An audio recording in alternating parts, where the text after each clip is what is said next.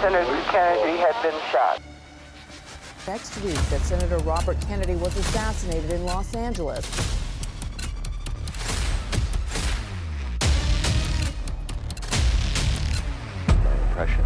Senator Kennedy has been shot. Is that possible? It's just after midnight on June 5th, 1968, at the Ambassador Hotel in Los Angeles. Senator Robert F. Kennedy has just delivered a victory speech to a packed ballroom of cheering supporters. The California Democratic primary is his, a crucial win that puts him on the path to the White House. As he makes his way through the hotel's narrow kitchen corridors, shaking hands with staff and supporters, Kennedy has no idea that death is waiting for him just steps away. A 24-year-old Palestinian-Jordanian immigrant named Sirhan Sirhan is positioned behind an ice machine, a .22 caliber revolver in his hand. In the next few seconds, another Kennedy will be cut down by an assassin's bullet, devastating a nation already torn apart by violence. Here is how it unfolded. By the time this video is published, over 55 years have passed since that tragic night in Los Angeles.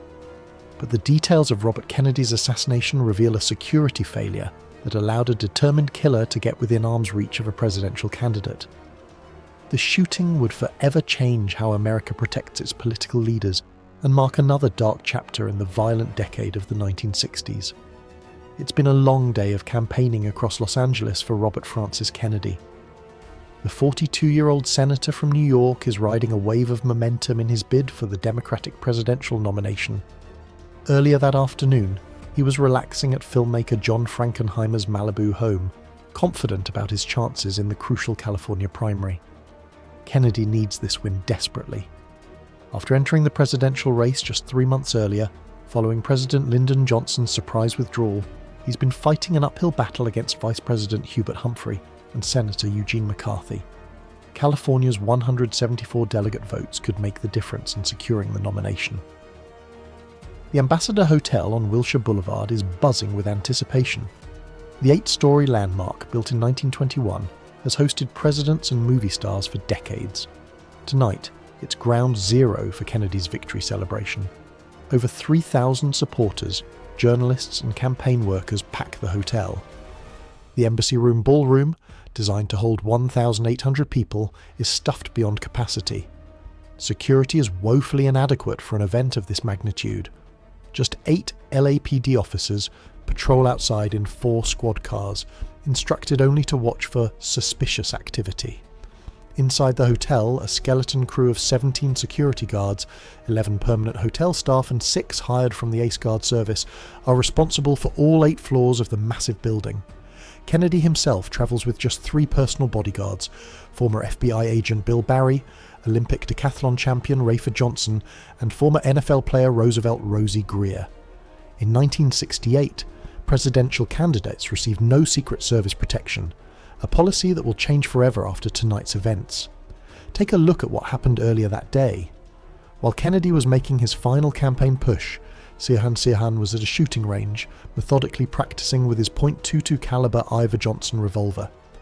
For 3 hours, he fired round after round into human silhouette targets, honing his marksmanship skills with deadly precision. Sirhan has been consumed with hatred for Kennedy ever since the senator voiced support for sending military aircraft to Israel.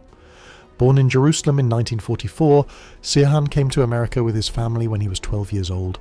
But the Arab-Israeli conflict of his homeland continued to rage in his mind, and Kennedy's pro-Israel stance made him a target for Sirhan's twisted sense of justice. By 6 p.m, Sirhan is drinking alone at the hotel bar, downing beer after beer as he watches the crowds gather. Hotel staff and journalists fill the space around him, but he remains isolated, brooding, his eyes following Kennedy's security team as they move through the lobby. He's been carrying his loaded revolver all day, waiting for his opportunity.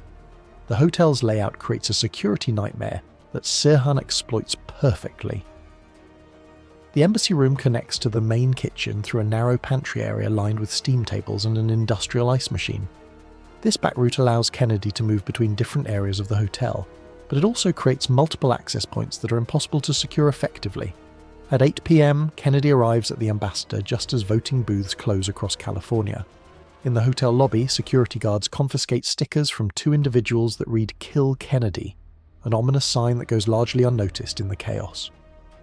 The mood upstairs in Kennedy's campaign suite is electric, as early returns show him pulling ahead of McCarthy. William Gardner, the hotel's head of security and former LAPD lieutenant, knows he's in over his head. The crowds are too large, the space too cramped, and his security force too small. He positions 5 guards on the ground floor, 4 on the first floor near the embassy room, and just 1 on the upper floors where Kennedy's staff is celebrating. Sirhan moves through the hotel like a ghost, blending into the crowd while avoiding the few security checkpoints. He's dressed casually in dark clothing, carrying himself with the confidence of someone who belongs there. Multiple witnesses will later remember seeing him throughout the evening, but no one challenges his presence. The atmosphere in the embassy room is carnival-like, as supporters wait for Kennedy to appear. Red campaign badges and yellow press passes are supposed to control access, but fire marshals are forced to implement a one-out, one-in policy as the room reaches dangerous overcrowding levels. Bodies are pressed together in stifling heat as television crews jostle for position. Among the crowd is 26-year-old Thane Eugene Caesar, a Lockheed aircraft worker moonlighting as security for the Ace Guard service. The burly plumber wears a .38 revolver on his hip and takes his position near the pantry entrance. What most people don't know is that Caesar harbours deep animosity toward the Kennedy family, viewing them as dangerous liberals who threaten American values. At 11:45 p.m, Kennedy makes his way from the 5th floor campaign suite down to the ballroom, surrounded by his small security team and a crush of journalists and supporters. The victory is official now. CBS and NBC have both called California for Kennedy. ABC is still holding back, but Kennedy is already celebrating with his staff.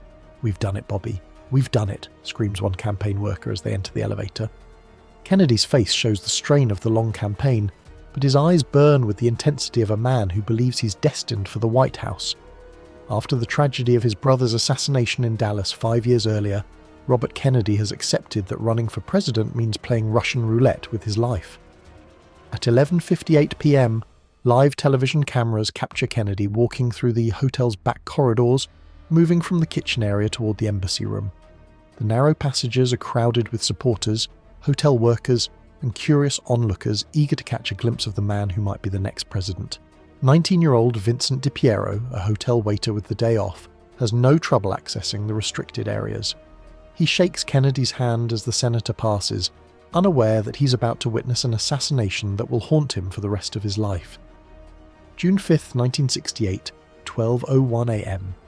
Kennedy enters the embassy room to thunderous cheers and applause.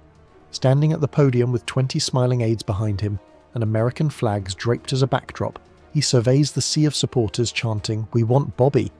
The energy is infectious, electric with the possibility of another Kennedy presidency. At 12:04 a.m, Kennedy delivers his victory speech with characteristic passion. He thanks his wife Ethel, his campaign team, and even his beloved dog Freckles, the English Springer Spaniel who has accompanied him throughout the campaign. His message is one of unity and healing. He promises to end the violence, the disenchantment that has torn America apart. But as Kennedy flashes the victory sign and steps away from the podium, his expression suddenly changes.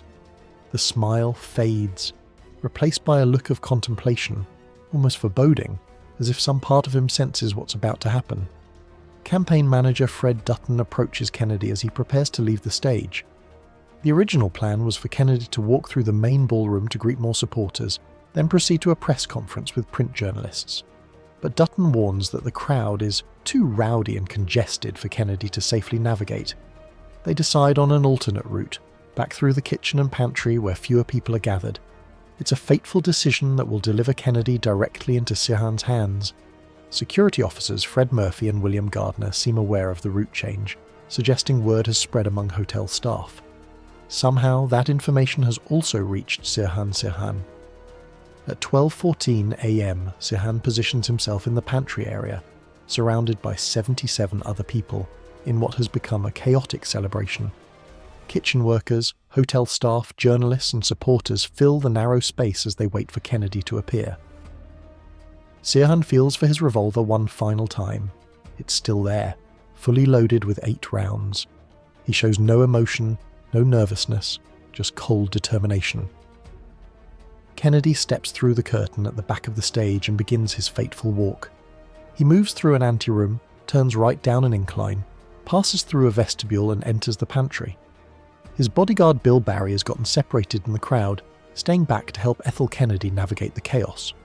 Rayford Johnson and Roosevelt Grier are also several steps behind their principal. Carl Uecker and Edward Menasian, hotel staff members, flank Kennedy as he walks into the kitchen area.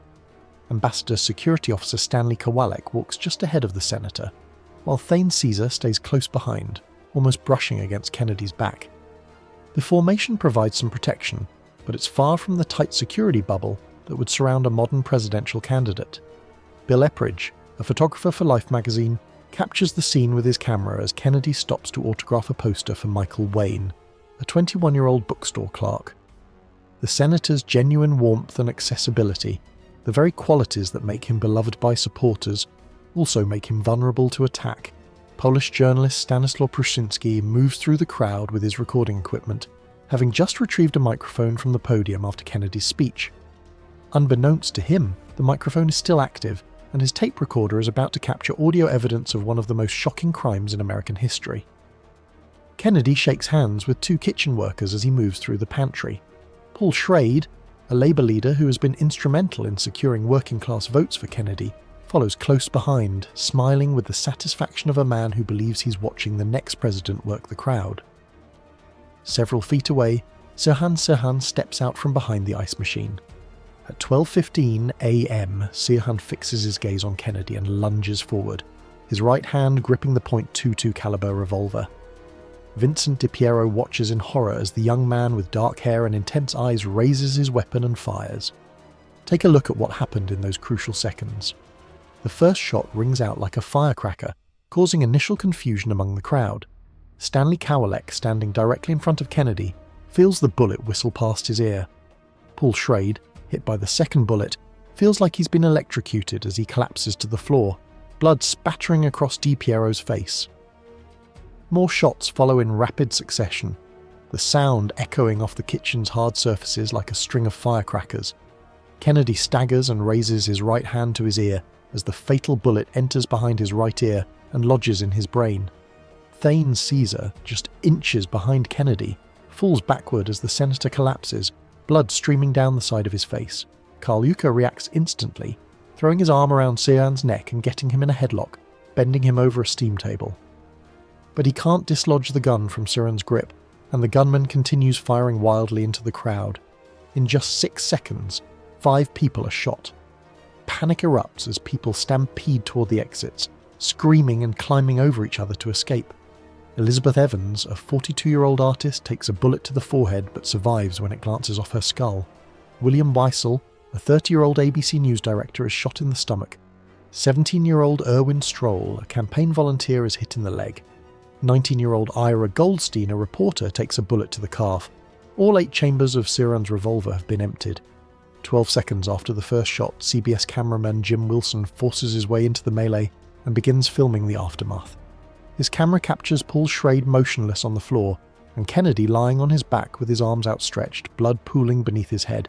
Kneeling beside the fallen senator is 17-year-old Juan Romero, a Mexican busboy who had been honored to shake Kennedy's hand moments before.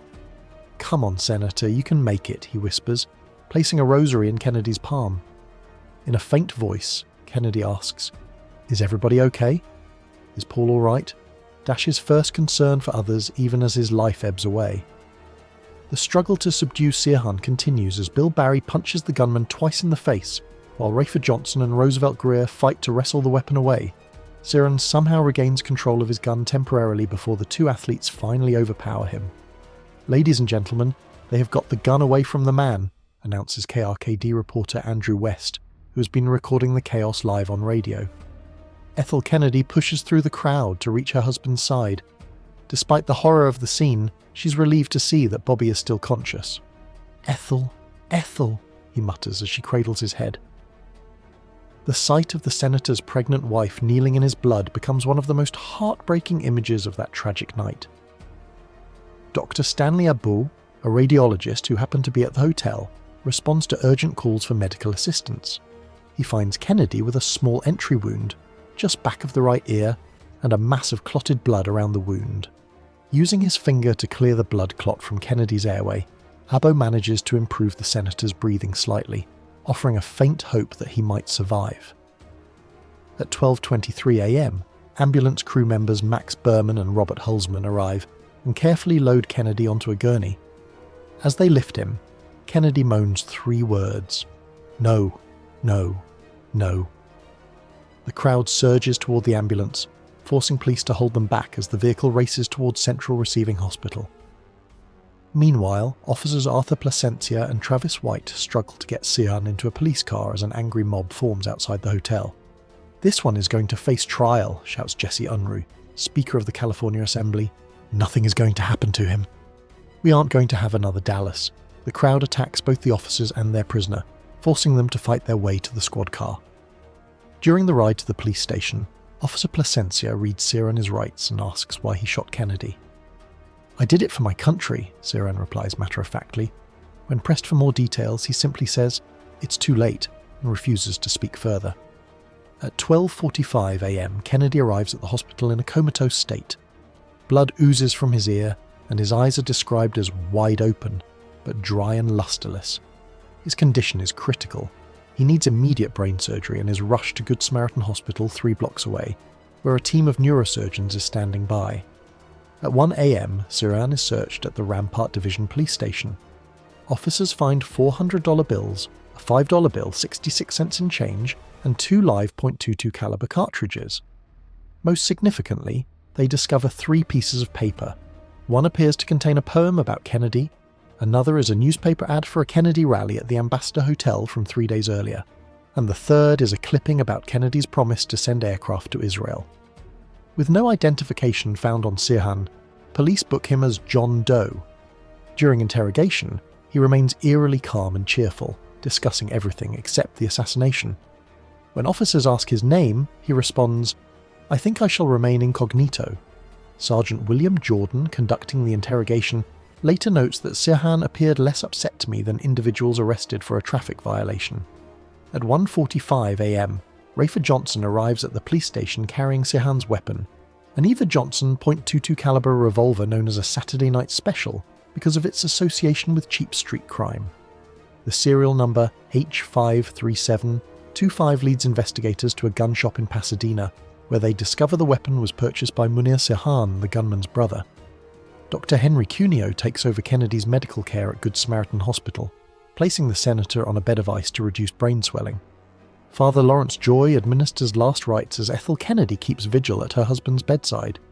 The prognosis is grim. The bullet has caused devastating damage to Kennedy's brain. At 9:35 a.m. on June 5th, the investigation breakthrough comes when Munir Sirhan and his brother Adele arrive at the police station. Adele has seen his brother's photograph in the Herald Examiner and realises that Sirhan Sirhan, not John Doe, is the assassin. The family is Palestinian-Jordanian, and Sirhan's motive begins to become clear. FBI agents and LAPD detectives search the Sirhan family home on East Howard Street in Pasadena. In Sirhan's bedroom, they make a chilling discovery: a green wire-bound notebook filled with repetitive, obsessive writings. "RFK must die. RFK must be killed," appears over and over in Sirhan's handwriting dated May 18, 1968. On a US Treasury envelope, he has scrawled, "RFK must be disposed of like his brother and reactionary." The evidence is overwhelming. The weapon caught in Sirhan's hand, dozens of witnesses, and now a written record of his murderous intentions. When confronted with the notebook, Sirhan admits it's his but claims he doesn't remember writing the death threats. This assertion of amnesia will become central to his defense strategy. At 6 p.m. on June 5th, Dr. James Poppen examines Kennedy and makes the devastating notation, "Electrical brainwaves stopped." The senator's brain activity has ceased, though machines keep his body alive. Family members gather around his bedside for their final goodbyes. At 8 p.m, Sirhan's mother, Mary, and brother Munir visit him in jail. Visibly shaken, Sirhan tells his mother, "Mother, I don't remember. I don't know what happened." Whether this is genuine amnesia or a calculated legal strategy remains a subject of debate decades later. At 2 a.m. on June 6, 1968, Frank Mankiewicz, Kennedy's press secretary, delivers the news that a grieving nation has been dreading. Standing before television cameras at Good Samaritan Hospital, he announces, "Senator Robert Francis Kennedy died at 1:44 a.m. today, June 6, 1968, He was 42 years old. The assassination sends shockwaves through America and around the world, coming just 2 months after Martin Luther King Jr.'s murder and 5 years after President Kennedy's death in Dallas. Robert Kennedy's killing seems to confirm that violence has become the defining characteristic of American politics in the 1960s. The trial of Sirhan Sirhan becomes a media spectacle and a legal battleground over questions of mental competency and premeditation. His defense team argues that he suffers from diminished mental capacity and was in a dissociative state during the shooting. They point to his history of head injuries from childhood accidents and his obsessive, repetitive writings as evidence of psychological impairment. But the prosecution presents a case of clear premeditation and political motivation.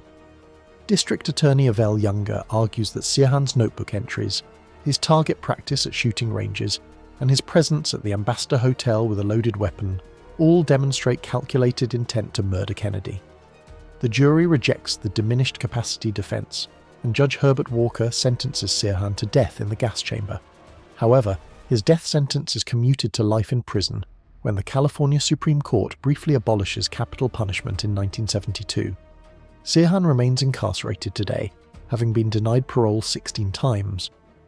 Over the decades, Sirhan has changed his story multiple times. Initially admitting to the shooting, he later claimed complete amnesia about the events in the pantry. In recent years, he has suggested that he was hypnotically programmed to kill Kennedy, though no credible evidence supports this theory. The assassination of Robert Kennedy marked a turning point in American political security. Within months, Congress passed legislation extending Secret Service protection to all major presidential candidates. The casual accessibility that allowed Kennedy to shake hands with strangers in hotel kitchens became a relic of a more innocent time. The investigation also revealed troubling security lapses that enabled Sirhan's attack. The Ambassador Hotel's layout, with multiple unguarded access points, created an impossible situation for the small security force. Kennedy's own preference for direct contact with supporters, while admirable, made him vulnerable to attack. Some conspiracy theories have emerged over the years, pointing to inconsistencies in witness testimony and ballistics evidence. Questions have been raised about Thane Caesar, the security guard who was standing directly behind Kennedy and who harboured political views opposed to the Kennedy family. However, extensive investigations have found no credible evidence of a conspiracy beyond Sirhan's lone act. The acoustic evidence captured by Stanislaw Prusinski's microphone has been analysed by audio experts, with some claiming to detect more than 8 gunshots, suggesting a second gunman. But these analyses have been disputed by other experts who argue that the sounds could be echoes, ricochets, or other audio artifacts. What remains undisputed is the tragic loss of a political leader who embodied hope for millions of Americans. Robert Kennedy's message of racial reconciliation, economic justice, and opposition to the Vietnam War resonated with voters across traditional political divides.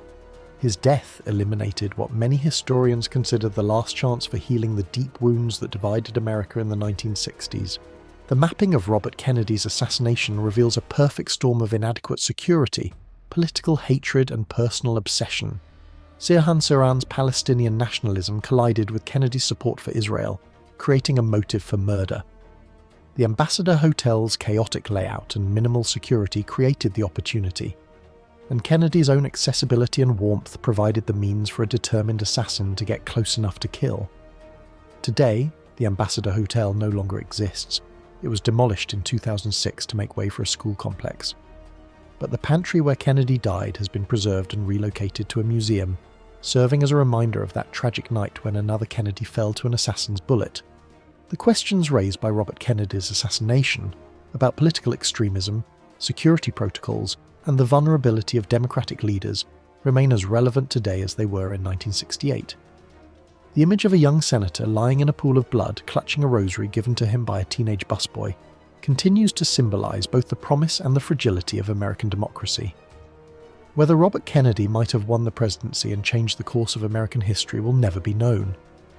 But his death in that crowded kitchen pantry stands as a stark reminder of how quickly hope can be extinguished and how violence can alter the destiny of a nation